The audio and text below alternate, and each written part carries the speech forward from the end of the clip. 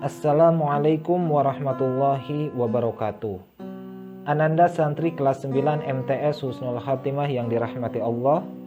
Kembali lagi kita akan melakukan pembelajaran jarak jauh untuk mata pelajaran pendidikan Pancasila dan kewarganegaraan.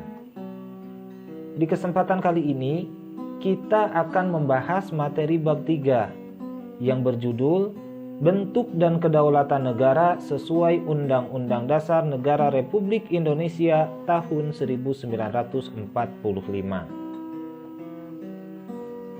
Sebelum memulai pembelajaran, mari kita bersama-sama mengucapkan kalimat basmalah.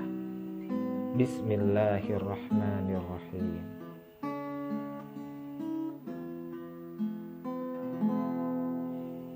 Bagian pertama yang akan kita bahas adalah tentang hakikat kedaulatan.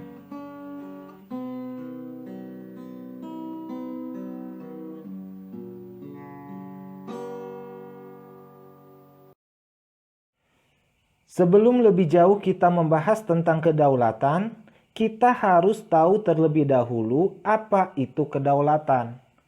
Dari mana asal muasal kata kedaulatan ini? Kata kedaulatan berasal dari bahasa Latin, yaitu supranus. Di Italia, kata kedaulatan itu disebut dengan sovranus. Di Perancis, kedaulatan disebut dengan sebutan souverainite. Di dalam bahasa Inggris, kedaulatan disebut dengan sebutan sovereignty. Dan di dalam bahasa Arab, kedaulatan disebut dengan daulah. Dan kata daulah inilah yang kemudian diserap ke dalam bahasa Indonesia menjadi daulat, yang kemudian melahirkan kata kedaulatan. Pengertian dari kedaulatan adalah kekuasaan atau wewenang tertinggi dalam sistem pemerintahan negara.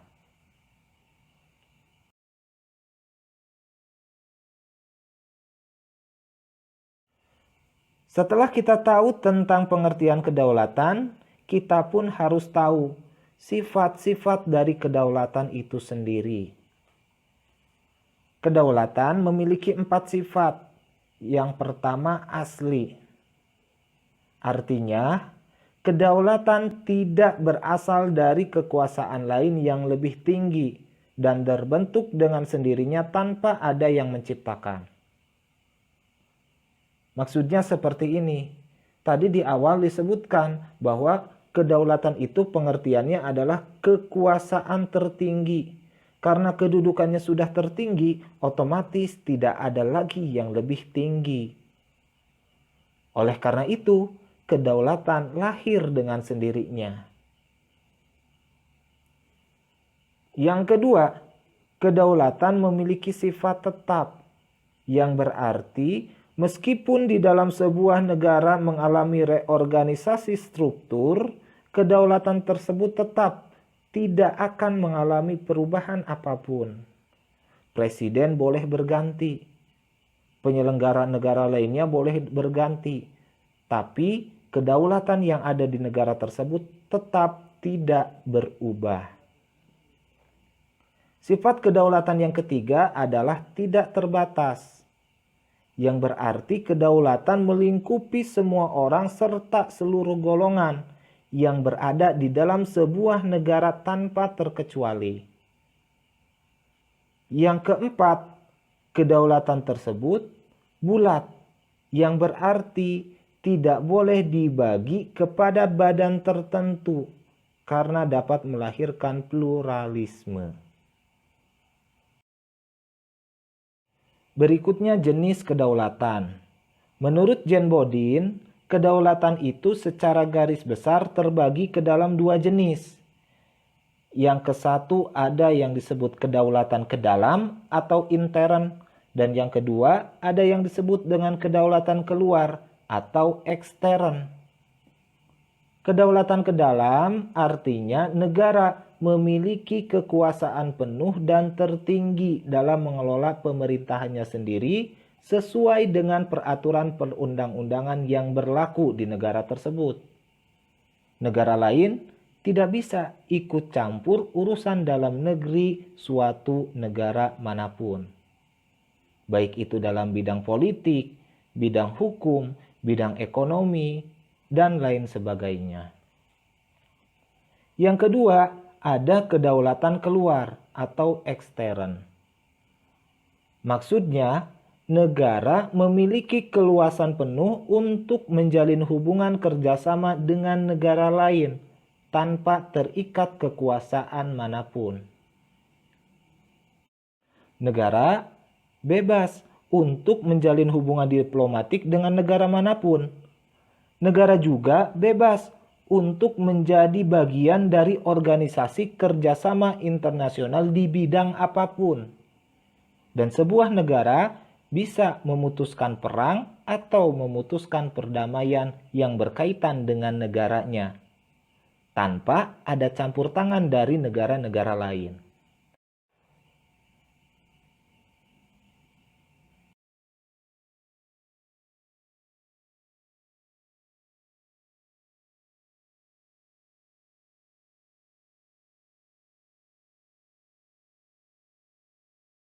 Terakhir, kita akan membahas tentang teori-teori kedaulatan. Sebuah negara bebas untuk menentukan teori kedaulatan mana yang akan digunakan di negaranya. Dalam sejarah peradaban umat manusia, setidaknya dikenal 5 jenis teori kedaulatan yang pernah dan sedang digunakan di negara-negara yang ada di muka bumi ini. Yang pertama, ada teori kedaulatan Tuhan. Kedua, ada teori kedaulatan raja. Ketiga, ada teori kedaulatan hukum. Keempat, teori kedaulatan negara. Dan yang kelima, teori kedaulatan rakyat. Untuk lebih memahami kelima jenis teori kedaulatan tersebut, mari kita bahas satu persatu.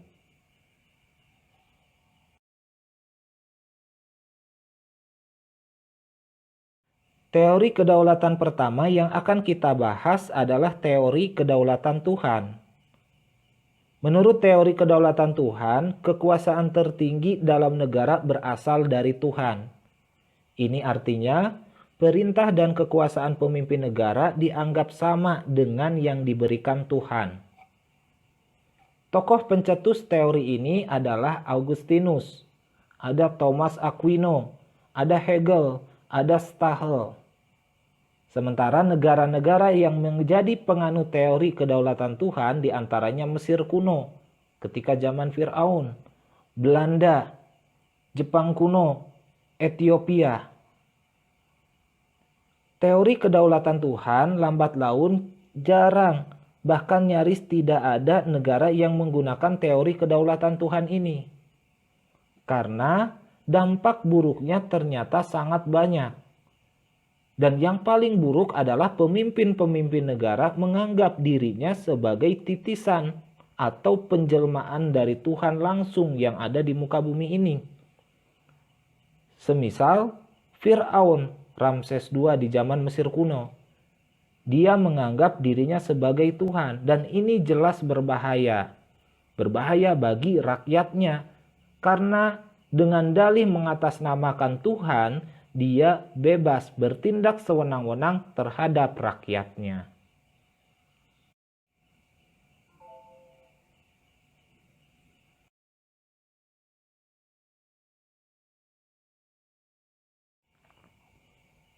Teori kedaulatan yang kedua yaitu teori kedaulatan raja. Menurut teori ini, raja memiliki tanggung jawab atas dirinya sendiri.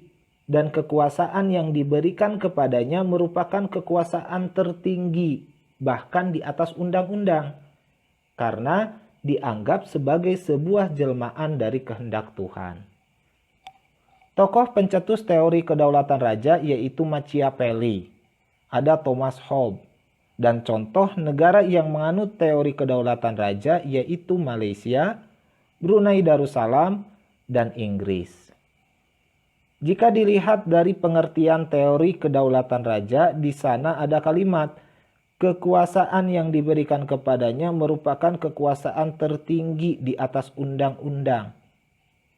Kalimat tersebut menandakan bahwa ketika seorang raja membuat keputusan A, padahal keputusan tersebut bertentangan dengan undang-undang, maka keputusan raja lah yang digunakan sebagai kebijakan di negara tersebut.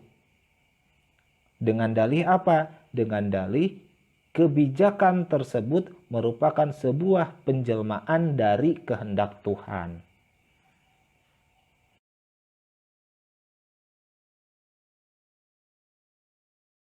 Berikutnya teori kedaulatan yang ketiga, yaitu teori kedaulatan negara. Menurut teori ini, negara dianggap sebagai lembaga tertinggi dalam kehidupan bermasyarakat. Ini menunjukkan bahwa negara memegang kuasa penuh atas sistem pemerintahan di dalam negara tersebut. Di mana di dalam teori ini juga disebutkan bahwa sebuah negara pada dasarnya adalah penjelmaan dari kehendak Tuhan, yang kemudian negara dipimpin oleh seorang kepala negara atau raja. Kepala negara atau raja yang memegang di negara yang menganut teori kedaulatan negara ini cenderung bersikap otoriter, diktator, dengan menerapkan sistem pemerintahan tirani. Tokoh pencetus dari teori kedaulatan negara diantaranya adalah Jean Bodin, Hegel, Jelinek, dan Paul Laban.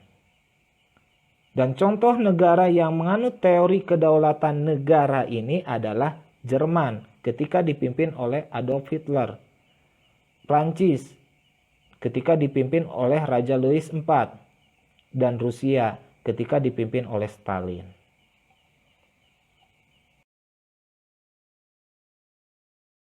Teori kedaulatan yang keempat yaitu teori kedaulatan hukum. Menurut teori ini, kekuasaan tertinggi adalah hukum, di mana pemerintah mendapatkan kekuasaannya dari hukum, baik hukum yang tertulis maupun hukum yang tidak tertulis, dengan bersumber dari rasa keadilan serta kesadaran hukum. Di negara yang menganut teori kedaulatan hukum, hukum dianggap sebagai panglima, yang segala bentuk keputusan yang ada di dalamnya wajib untuk ditaati oleh setiap komponen bangsa, baik oleh pemerintah maupun oleh warga negaranya. Tokoh-tokoh yang mencetuskan teori kedaulatan hukum diantaranya adalah Hugo de Groot, ada Crabbe, ada Immanuel Kant, dan ada Leon Duguid. Contoh negara yang menganut teori kedaulatan hukum diantaranya adalah Indonesia dan Swiss.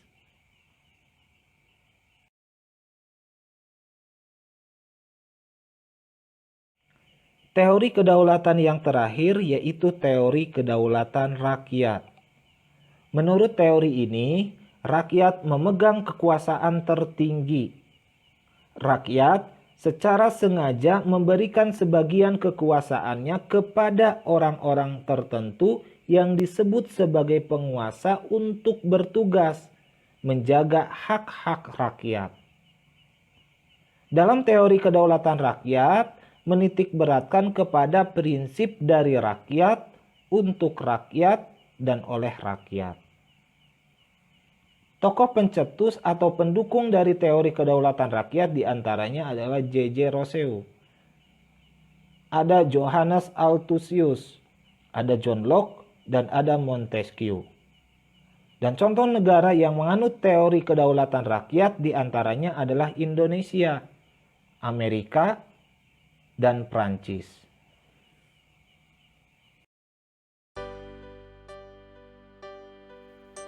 Demikianlah pembahasan kita tentang bentuk dan kedaulatan negara sesuai Undang-Undang Dasar Negara Republik Indonesia tahun 1945,